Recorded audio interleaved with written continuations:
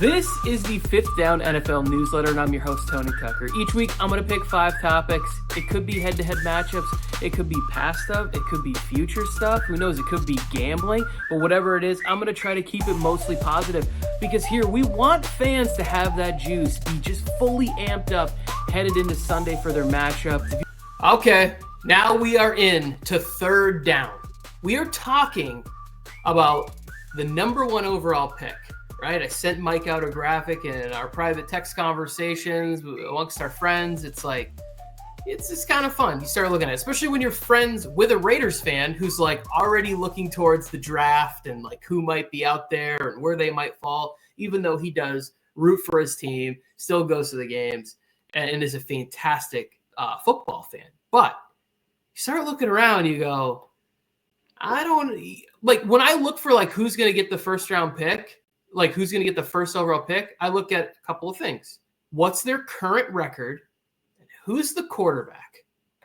Because the Jaguars right now, Mike, have the recipe that any fan should be like, okay, we're screaming towards the number 1 overall pick right now. The way Mac Jones looked like, and here's the thing is like, I never publicly want to say shitty things about these guys. They're out there, they're competing, they're going through so much stuff for my entertainment, which love the NFL.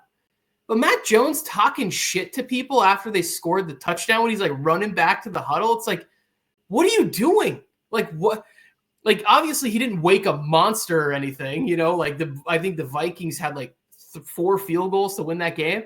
But then the dude goes out there and does nothing for the rest of the game. Like I stopped watching. I was like, I cannot dedicate any time to this game. I already know how it ends, and I cannot watch sacks and overthrows and 2-yard gains. It's just like it was so brutal. And then you see the highlights of how the game finishes. It's like back-to-back picks after you played okay, but you end the game with back-to-back picks. Like he seems like he's just set up, and Doug Peterson's just frustrated with how things have gone. I really think Doug Peterson is a good coach and thought things were going to go better than they did in Jacksonville. And he kind of knows like, hey, I'm dead man walking. I'm out here. I got to coach this team. Like, yeah, I think this is Jags are cruising to the number 1 overall pick. Well, if they do end up in the number 1 overall pick, maybe Doug Peterson can go with T-Law to their next destination, wherever they're going. They go together.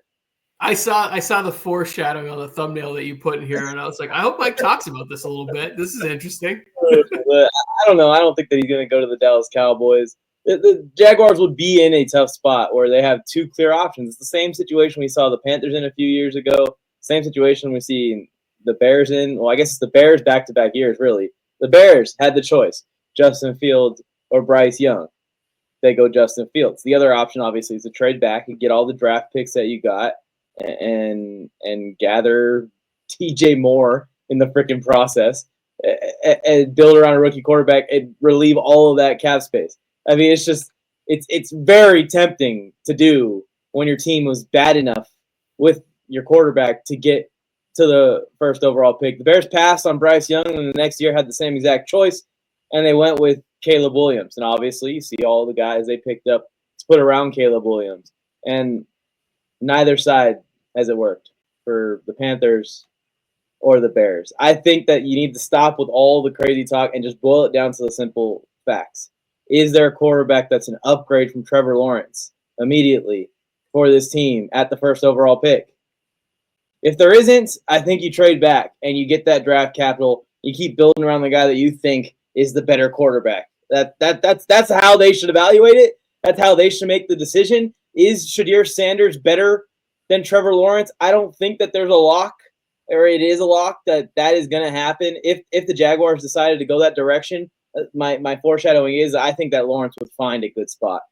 And it'd be fun if we have a second to even fantasize a little bit of him getting to Brian Daboll in New York if they give Daboll another year. Or what about T-Law with the weapons in New Orleans? That would be kind of fun. And that's a situation where you could see Doug Peterson going there as maybe the offensive coordinator with him, or just getting a good offensive coordinator in general in New Orleans. What about Trevor Lawrence throwing to DK Metcalf and JSN for the next 4 years on a discount because the Jaguars are eating most of this terrible contract that they just signed. Like, there's some fantasy bookings here for T-Law where this might be a good thing if he gets out of there. If they get the first overall pick. There. Some of the other teams in this draft conversation I want to talk about, because it seems like we're both settled on the fact that the Jaguars are going to cruise to this with Mac Jones is going to deliver the Jags. I actually don't think that. I think the Jaguars, this can be where I can give my hot take for this. When I look at how the schedule is breaking down here, the Jaguars and the Titans play each other twice. And if the Jaguars can get Trevor Lawrence, or if they even have any type of will to get Trevor Lawrence out there, and they can beat Tennessee one of those two games, I think that even with Mac Jones, I don't trust Tennessee. Both these defenses have been up and down. I don't know which one to trust, the 50-point Tennessee Titans or the great Tennessee Titans defense that we see show up once in a while.